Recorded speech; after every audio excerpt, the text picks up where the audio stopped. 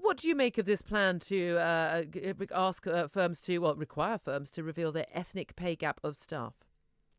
About time. I think that the gender pay gap figures that we saw earlier on this year were really illuminating, because what they revealed was not so much that people are being paid differently for the same work, because I don't think that happens very much now.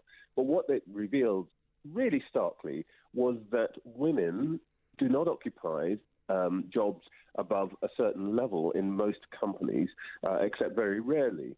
And that's what the gender pay gap illustrates. And I suspect that what we will find when we see ethnic pay gap figures is that some ethnic groups never get beyond what we call the snow line, the metaphor being that on any mountain, the lower slopes are multicolored, but the top has a kind of all-white peak.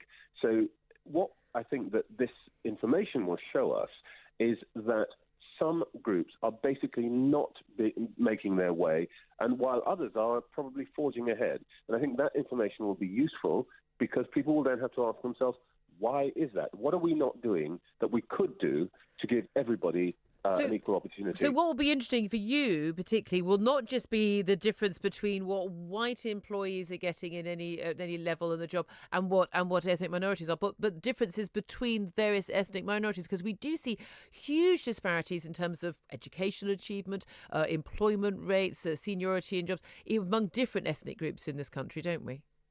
Yes, I mean, we already know to some extent what the truth about this is.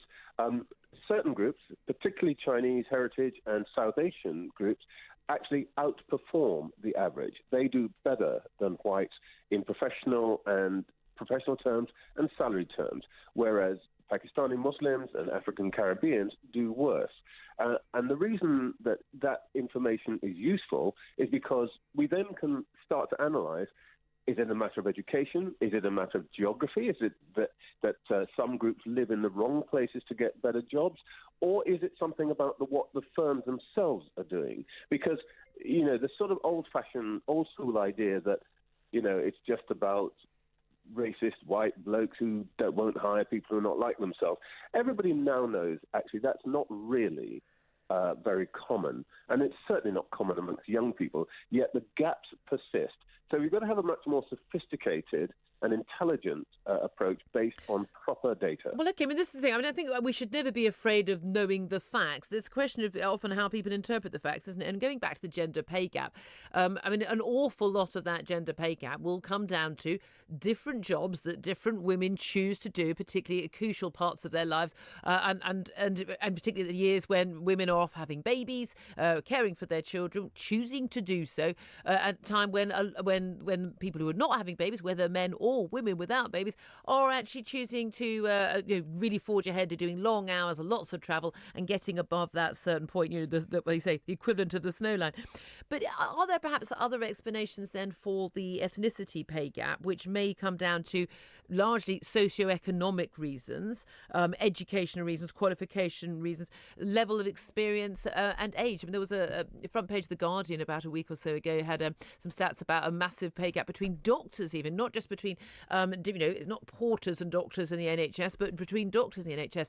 But there was nothing in it to say that they had ruled out the idea that it was down to, for instance, the age and the experience, and perhaps whether or not they had people had come from abroad or not, and whether that would actually have a very key effect on things, because we know we've seen a massive broadening of our diversity, the different ethnicities in this country in terms of numbers. It would make sense, surely, that a large number of the people in the working population who are ethnic minorities would actually be younger and therefore likely to earn less than older white counterparts.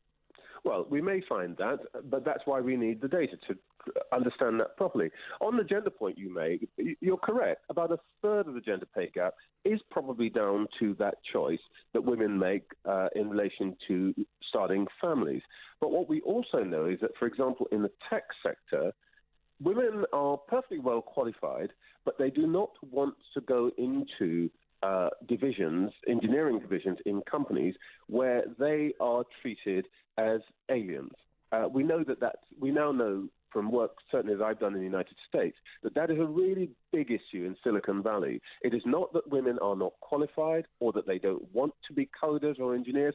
It is that they cannot stand the atmosphere which treats them like strange people. And that's why they don't join and go into those parts of the companies. So what we need to do with this data once we get it is to try to understand what it is telling us, both about the groups of individuals, but also about what companies are doing are doing that might be putting off some groups.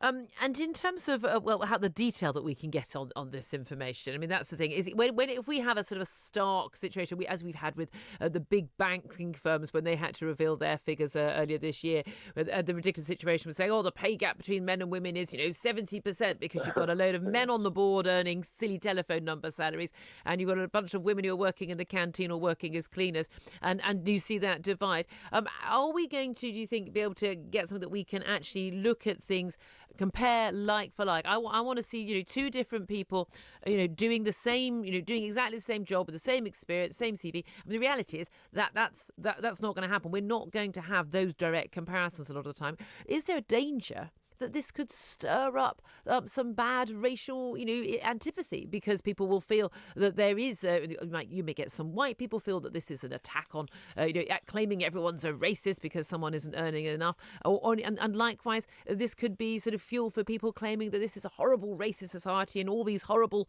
employers, white employers, aren't hiring or promoting or paying more to black or Asian or other ethnic minority employees. Well, you will know as well as anybody, because you talk to, as it were, ordinary people, and you follow the news every single day. Good God, no, not ordinary people, never. But you will know that people will find a reason in any given situation to advance some nonsensical proposition.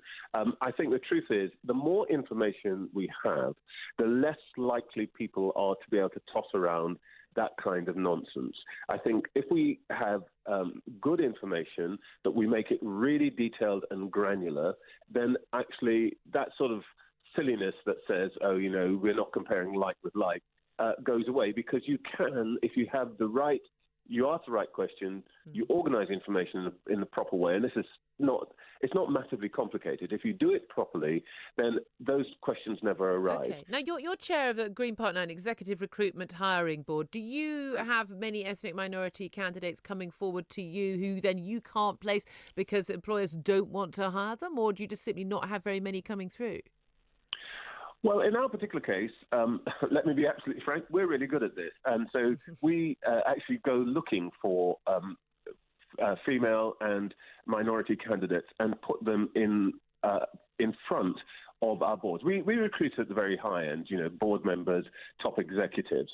So we are always putting a diverse list in front of our clients. And they like that because it means they're getting access to talent that their competitors are not getting.